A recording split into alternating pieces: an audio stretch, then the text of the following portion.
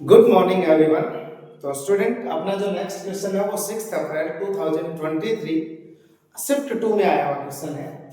Question में कहा गया है for the system of linear equation this is the system which one of the following is not true. Student not true का question है, इसमें से कौन सी स्टेटमेंट फॉल्स है। यहाँ पर unique solution, no solution, infinite solution सभी के बारे में डिस्कशन किया गया है।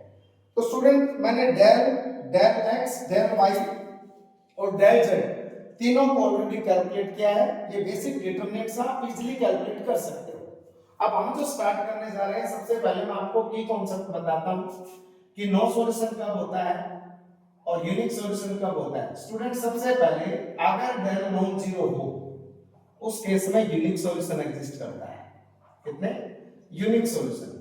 अब स्टूडेंट इसी के ऊपर बात करते हैं। यूनिक सॉल्यूशन दो केसेस में है। ये कहा गया है अल्फा 3 हो बीटा नॉट इक्वल 14 हो तो क्या होगा। ध्यान से देखो, डेल अपने पास स्टूडेंट अगर मैं इसको ठीक से लिखूं तो मैं 2 कॉमन ले सकता हूं, इसको मैं लिख सकता हूं 3 माइनस अल्फा। अगर अल्फा की वैल्यू 3 यहां रख दी तो स्टूडेंट इस केस में डेल 0 हो गया और डेल 0 के केस में यूनिक सॉल्यूशन तो कतई नहीं है। यूनिक सॉल्यूशन तो कतई नहीं है। इसका मतलब ऑप्शन फर्स्ट फॉल्स है। आपका आंसर आ चुका। नॉट ट्रू पूछा था, फॉल्स। इसका मतलब अपना आंसर ए करेक्ट है। लेकिन बाकी के बारे में भी अगर डिस्कस करें तो स्टूडेंट यहां कहा है अल्फा -3। अगर अल्फा -3 है तो ध्यान से देखो और बीटा 14 है तो सिर्फ अल्फा के बारे में अगर ये तो अल्फा पे डिपेंड कर रहा है। अल्फा अगर -3 यहां रखता हूं तो डेल स्टूडेंट नॉन जीरो आ रहा है और नॉन जीरो इसका मतलब है यूनिक सॉल्यूशन। तो यूनिक सॉल्यूशन इसका मतलब अपना statement sorry option be true है, ये हम बोल सकते हैं। ऑप्शन 3 के बारे में इट हैज नो सॉल्यूशन और इनफाइनाइट सॉल्यूशन। तो स्टूडेंट नो सॉल्यूशन और इनफाइनाइट सॉल्यूशन की कंडीशन लिख देता हूं। डेल अगर 0 हुआ उसके साथ साथ डेल एक्स डेल वाई और डेल जेड इनमें से कम एक एटलीस्ट वन नॉन जीरो होना चाहिए। नॉन जीरो अगर ऐसा होता है तो इस केस में नो सॉल्यूशन आएंगे, कोई सॉल्यूशन एग्जिस्ट नहीं करेगा। और अगला जो है डेल 0 हो del x del y del z ये सारे भी 0 हो तो इस सिनेरियो में इनफाइनाइट सॉल्यूशन एग्जिस्ट करता है। कितने solution student? Infinite solution exist करेंगे। नो सॉल्यूशन की बात की गई है।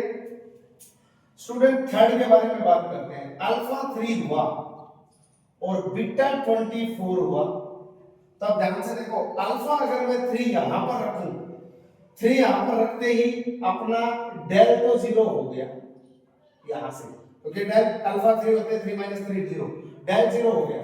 लेकिन डेल के साथ यहां पर नो सॉल्यूशन के बारे में बोल रहा है तो del x del y del z at least one non zero होना चाहिए। अब स्टूडेंट डेल जेड हमने कैलकुलेट कर रखा है बीटा -24।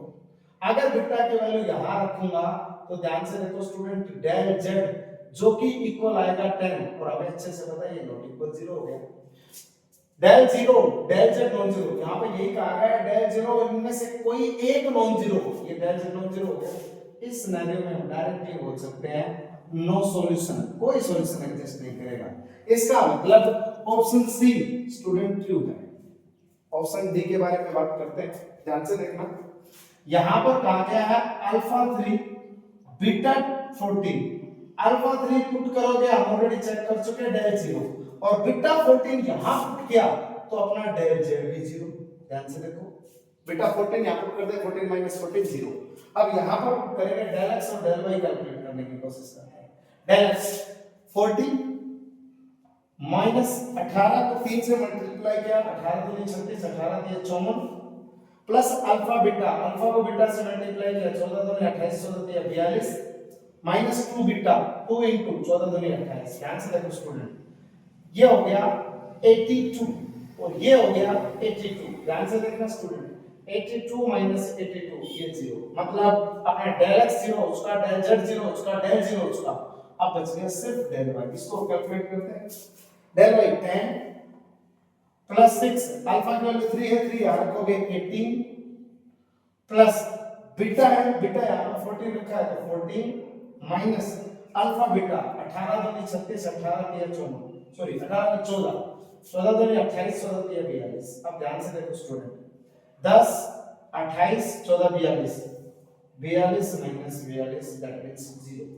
तो स्टूडेंट फोर्थ क्वेश्चन में ध्यान से देखोगे अगर अल्फा 3 और बीटा 4 लेता हूं तो डेल 0 हो गया, डेल x डेल y और डेल z भी 0 हो गया। इसका मतलब इस सिनेरियो में कितने सॉल्यूशन बनेंगे? Infinite solution. मेरे हिसाब से आपको समझ आया होगा। तो इसका मतलब ऑप्शन डी भी ट्रू है, लेकिन हमें नॉट ट्रू पूछा गया था, ऑप्शन ए करेक्ट है स्टूडेंट। तो स्टूडेंट इस क्वेश्चन के लिए ऑप्शन ए करेक्ट है, बाकी ऑप्शंस इनकरेक्ट है। तो स्टूडेंट इसी टाइप से हमें आपको पीवाईक्यू सॉरी इसी टाइप से अगर आपको पीवाईक्यू का सॉल्यूशन चाहिए तो अपने इस चैनल एमएस क्लासेस को लाइक करें, शेयर करें एंड सब्सक्राइब करें। Okay student, thank you so much.